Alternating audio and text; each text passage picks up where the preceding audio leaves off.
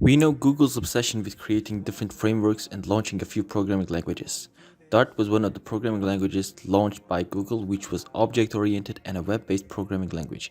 Dart programming language didn't gain huge response from the developers, and hence it never got the position of mainstream programming language. Many programs prefer C++ and JavaScript over Dart due to strong background. One programming language named Go gained quite impressive and among developers, and Go or Golang was statistically typed and explicit. It was a general purpose programming language that was similar to C programming language. Now Google is all set to launch a new programming language called Carbon programming language. But where did it come from? Recently, C++ North Event 2022 was held, and basically, it is an event where many developers come together to discuss future developments of C++.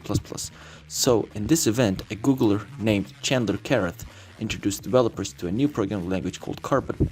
The Carbon programming language was announced as an experimental language that could be a successor of the C++ programming language. Chandler Carruth, who is also the technical lead for Google programming language, also told us that they would be starting this experimental work with C++ community.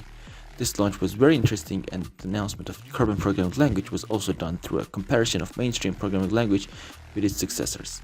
As we know, C++ is a successor of C.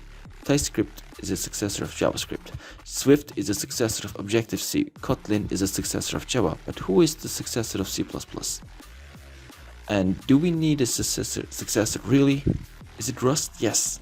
We can all say Rust pretty much a successor of C++, but it is very hard to use or to learn, and it is very early stage of its development.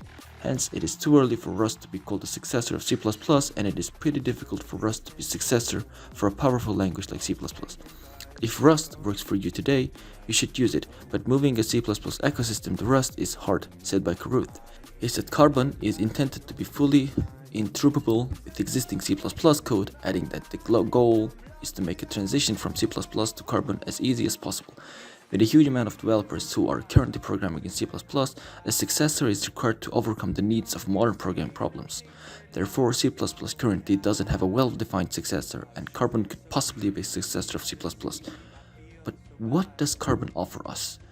As for why a C++ developer may want to consider introducing Carbon to their codebase, Carruth shared quite few highlights of the language of stage.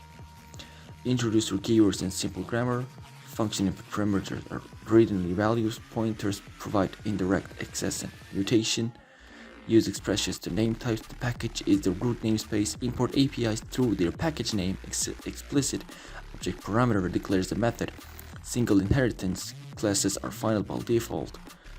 So, what are the goals for Carbon programming language? Carbon could possibly be an evolution for both software and programming language. Carbon will mainly focus on the code that will be easy to write and read. The Carbon programming language will also be a language that will be fast and scalable in development. It will support all the modern OS platforms and environments.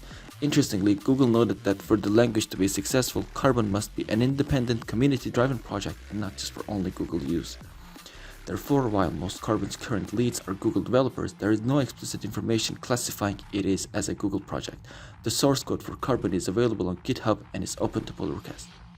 That's it for today's guys. What do you think about Carbon? Let me know in the comment section. Till next time, take care.